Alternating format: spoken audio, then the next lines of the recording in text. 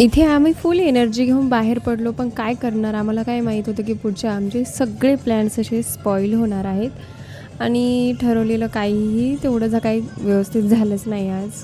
ते तुम्हाला पुढे बघायलाच मिळेल. मस्त गाणे वगैरे सगळं ऐकत ऐकत आम्ही निघालो होतो औंढेला. सगळ्यात पहिले आम्हाला दर्शन वगैरे घ्यायचे होते.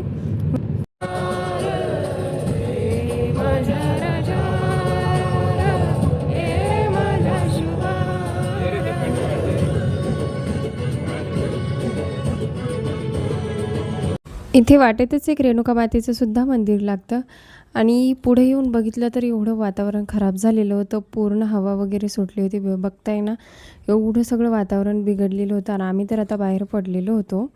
पण आता काय करणार? आणि ही शिवमची प्लेलिस्ट, ही शिवमने गाणी वगैरे अशी लावली होती.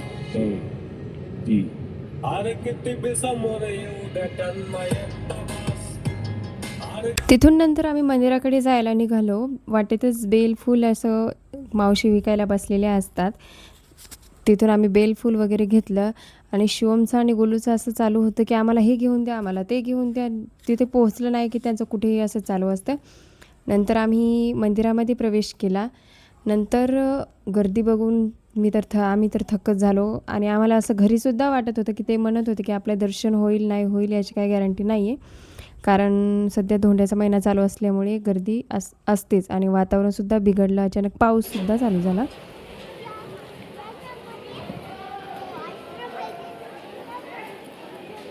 इथे दोघा भावांचं असं डिस्कशन चालू होतं. एकमेकांना काय सांगत होते काय माहीत, त्यांनाच माहीत. आणि पाऊससुद्धा यायला लागलेला होता. तर चला म्हटलं, साईडने पण खूप छोटे छोटे मंदिर आहे, तिथे शिवलिंग आहे, चला दर्शन वगैरे करून घेऊया. असं आलं तरी कळसाचं दर्शन झालं आणि मुखदर्शन झालं, पायरीचं वगैरे दर्शन झालं तरी छान वाटतं. आणि आम्ही तर जवळच आहोत, चला म्हटलं नंतरही कधी येता येतं, कारण गर्दी खूप होती आणि वेळही झालेला होता, वातावरणही बिघडलेलं होतं तितकंच. आणि लेकरं सोबत असल्यामुळे आम्ही असंच मुखदर्शन आणि साईडने दर्शन वगैरे सगळे घेऊन निघालो. इथे हे एक शिवलिंग आहे, तिथे दर्शन घेतलं आणि मस्त वाटतं. दर्शन नाही झालं याचं थोडंसं हे आहेच, पण साईडने देखील खूप छान वाटत होतं. कारण बाहेर असा व्ह्यू छान होता, थंडगार वातावरण होतं आणि लेकरं सोबत असल्यामुळे तेवढं आम्ही काही म्हणजे मध्ये लागलोच नाही दर्शनासाठी. आणि पासही काढले नाही, कारण पास काढल्यानंतर तिथेही 1 तास 2 तास जाणार होते असे त्यांनी सांगितलं. मग नंतर साईडला वगैरे इकडे दर्शन घेतले. पाऊस झालेला असल्यामुळे इथे थोडंसं अवघड जात होतं चालायला वगैरे. लेकराला सांभाळून सांभाळून आणि जपत चालले मी. आणि नंतर इथे जे आहे मंदिर आहे, हे इथे संत नामदेव महाराज हे शिक्षण घेण्यासाठी, विद्या घेण्यासाठी आलेले होते येसोबा खेचर यांच्याकडे. आणि हे संत नामदेव महाराजांची मूर्ती आहे.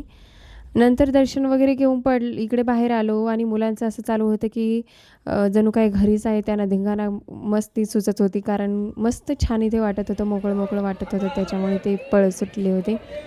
नंतर असं छान असं वातावरण देखील झालेलं होतं.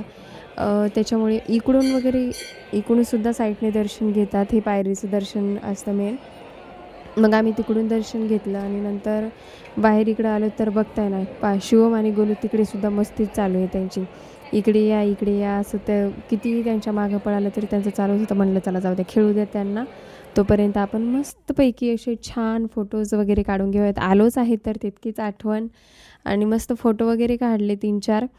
आणि नंतर निघालो आम्ही बाहेर, कारण आम्हाला बरीच अजूनही कामं होती. बाहेर पडलो तर हे बघा, ते समोरही पोहोचले होते आणि मी आपलं सामान वगैरे घेऊन आणि मोबाईलमध्ये व्हिडिओ कॅप्चर करत मला वेळ लागत होता.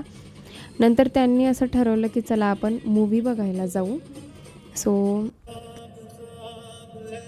देऊळबंद 2 आमचा मूव्ही बघायचा राहिलेला होता आणि चला म्हटलं आज आलेलेच आहेत बाहेर, तर त्यांची इच्छा झाली, ते म्हटले चला आपण जाऊ.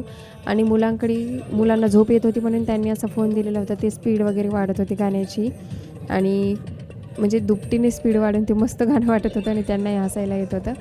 बघताय ना, पाऊस खूप जोरात चालू होता आणि तिथे गेलं तर कळालं की आज मूव्ही कॅन्सल आहे. कदाचित पावसाचं असं वातावरण असल्यामुळे त्यांनी कॅन्सल मूव्ही ठेवला असेल. मग आम्ही वापस निघालो. गोलू देखील गाडीमध्ये झोपी गेलेला होता. शाळेतून आलेलं होतं लेकरू, थकून गेले होतं आणि तो गाडीमध्येच झोपला. नंतर बाहेर बघताय ना, असं एवढं ढगाळ वातावरण होतं, कधीही पाऊस येत होता. कारण एकदाच पाऊस येऊन गेलेला होता इकडे आणि अजूनही शक्यता होती पाऊस येण्याची. त्यामुळेच कदाचित तो मूव्ही कॅन्सल झाला असेल. आम्ही रात्रीपर्यंत थांबलोही नाही. 9चा शो होता, परंतु म्हणलं चला जाऊ दे. नंतर जर वातावरण बिघडलं तर परत तसंच होईल. नंतर आम्ही नाश्ता वगैरे करून घेतला. चायनीज खायचं होतं, पण जिथे नेहमी ते नेतात तिथे बंद होतं, म्हणून आम्ही इकडे आलो हॉटेलमध्ये जेवण वगैरे केलं आणि असा होता आमचा आजचा दिवस. चलो बाय.